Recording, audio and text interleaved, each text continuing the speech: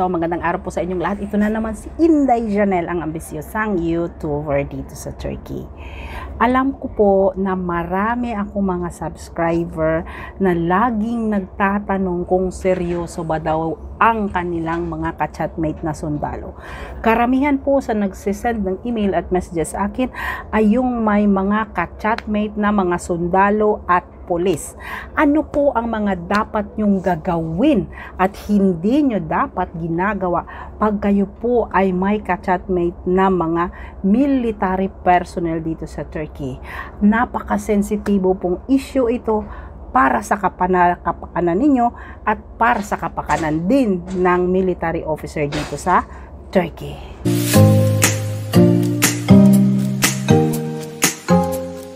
So, mga kababayan, ito tingnan mo, oh, nice na yung bangs ko. Natutuwa talaga ako sa aking bangs kasi parang 26 years old lang ako, oh, diba? So guys, sa mga ka-chatmate po natin or sa mga subscriber natin na bago po dito sa channel, ito po ay patungkol sa mga buhay-buhay namin dito sa Turkey. Mga Pilipinong namumuhay dito, culture, tradition, food, history, at mga katsikahan. So, ang topic natin ngayon ay tungkol sa may mga ka-chatmate na sundalo or baka po isa araw kayo po ay magkaroon ng chatmate or nagbabalak pong mag-asawa ang sundalo sa inyo. Unang-una po, pag sinasabi pong sundalo or police or military or navy, ang una po nyong alamin is, naggawa lang ba siya, naging sundalo ba siya dahil ito po ay required para sa kanila. Before you reach age 32, you have to render military service para po sa mga Turko, lalaki. So, they have to go to military within 6 months, 8 months, and 1 year. So, ngayon, meron po silang serbisyong pagsusundalo dito na magbabayad ka. So, kung ikaw, as of 2023, nasa 100,000 plus po lira ang babayaran mo kung ayong mag-military training. So, ikaw po ay magsiservisyo pa rin 21 days sa military camp, pero hindi na po siya katulad ng pagsiservisyo nyo sa mga military na higit 8 months to 1 year. So, ang mga high school graduate po ay kailangang magserbisyo ng 8 months to 1 year military service at ang mga professional naman po ay minimum 6 months. So, saan po sila nagte-training?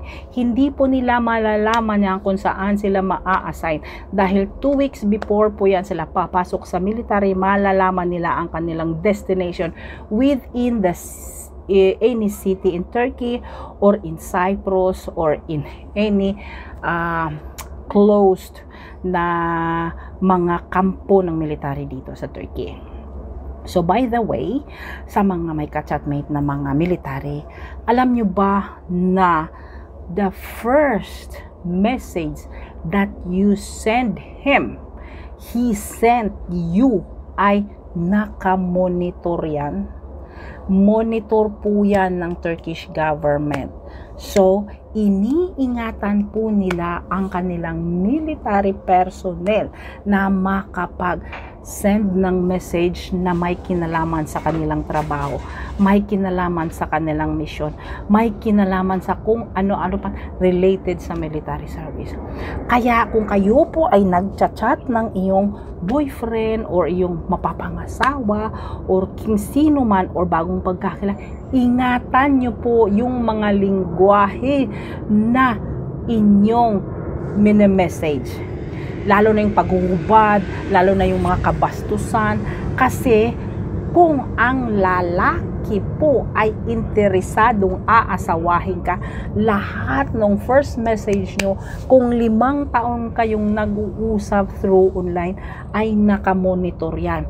Ang Turkish government po ang mag-a-agree kung ipapakasal nila yung military personnel nila sa isang foreigner.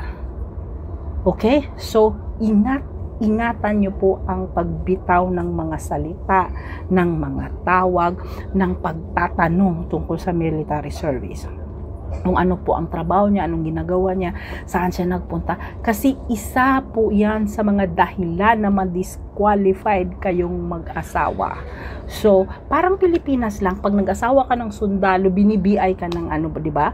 Ng military sa Pilipinas. Kung ang babae ay, ang kanyang pamilya ay may connection sa mga NPA, sa mga rebelde, or sa kung ano-ano pa, i-BBI, i-CCI yan ang mga kapitbahay, kung ang reputasyon ba ng mapapangasawa ng babae ay walang kadungis-dungis tungkol po sa pagre-rebelyon, sa NPA, sa terrorism.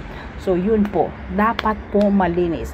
So, sa ating mga kababayan na nagbabalak talagang mag-asawa ng mga military service or nagseryoso yung lalaki na mapapangasawa ninyo, ito po ang lagi nyong tandaan. Ingatan nyo ang pagbigkas ng mga lingwahe, yung mga pinag-uusapan nyo. Kasi ang technology po ng Turkey is very high standard. So, kahit anong lingwahe, madali lang po yan i-translate dito. Kung anong pinag-usapan nyo, binibrika po yan ng mga officer. Kasi magagaling po ang mga cybercrime military dito. Kaya ingat sa pagbigkas, okay? Kung ang inyong boyfriend or mapapangasawa ay mataas ang katungkulan sa military or may posisyon po siya, napakahigpit po ng pag-scrutinize nila yan sa lahat ng bagay sa pag-aasawa ninyo. So, very sensitive po dito ang Turkish government. Bakit nila ginagawa ito? Kasi po, opisyal po yung inyong gustong pakasalan at nasa military. Kung ang mapapangasawa niyo, ang boyfriend niyo ay nag-render lang ng military service, kasi required yan sa bawat lalaki dito, no problem kung anong pag-uusap mo. Pero kung nasa police or military or navy position siya, ingat na ingat kayo sa pagsalista. Kasi lahat yan, nakakompile yan, lahat ganyang kakapal yung pinag-usapan niyo na naka-print out pa ang mga pinag-uusapan ninyo ng inyong boyfriend. Baka hindi mo alam, baka hindi rin niya alam. Ganun po ang proseso ng pag-aasawa ng mga military service dito sa Turkey. Malalaman ninyo kung seryoso na talaga sila sa inyo kung nag-approach or nag-propose na po yung pakasal sa inyo. Kung hindi po siya nag-propose ng pakasal sa inyo, pupunta po yan sa Pilipinas or ikaw ang papupuntahin dito. Aside na ipakilala ka sa kanyang pamilya, sa kanyang mga kapatid at sa kanyang mga kamag-anak, kikilalanin niya po yan ang mga kamag-anak mo, ang mga magulang mo, mga kapatid mo. So, ganyan po sila kaseryoso. Kilalanin ang pamilya mo, ang pagkatao mo, at ang cybercrime police po or cybercrime military services ang mag-scrutinize ng mga pinag-uusapan nyo online. So, depende po dyan. Kahit gustong-gusto ka ng pamilya niya, gustong-gusto ka ng pamilya mo sa kanya, pero may pinag-usapan kayong mga terorismo, pinag-usapan kayong mga hindi mabuting gagawin sa bansa o sa ibang bansa, ang mayroon kang mga relasyon sa terrorism o may mga kamag-anak ang mga rebelde, wag nyo po yung i-mention sa inyong mga pinag-uusapan. Please lamang po, kasi masasayang lang talaga ang oras mong makipag-chikahan, makipag-chatan dyan sa inyong mga ka-chat. Okay? Ito po ang payo lagi ni Inday sa inyo. Kailangan nyong alam kung sino kayo, ang pagkatao mo, at kailangan mo ring kilalanin yung pagkatao niya. Dahil para po hindi ka magsisi sa huli. Dahil marami din pong mga kapabayan nating nakapag-asawa ng mga Turko dito na hindi po pinalad sa kanilang married life. Hindi po kasalanan kung mamubuhay kayo ng single habang buhay. Dahil mas kasalanan ang nakikisama kayo sa lalaking hindi naman nagbibigay ng importansya at tunay na pagmamahal sa iyo at sa kanyang buong pamilya. So, kilalanin niyong maigi ang lalaking mapapangasawa nito, dahil pag ang lalaking napangasawa niyo ay mahal na mahal niya ang kanyang sariling pamilya, so 99.9% ay mamahalin kanya at ang inyong mga anak ang kanyang prioridad. So guys, ito lamang po ang mapapayo ko sa inyo, sa mga kababayan natin na nakikipag-chat, nakikipag-usap sa mga military personnel ng bansang Turkey. See you next time for our next video.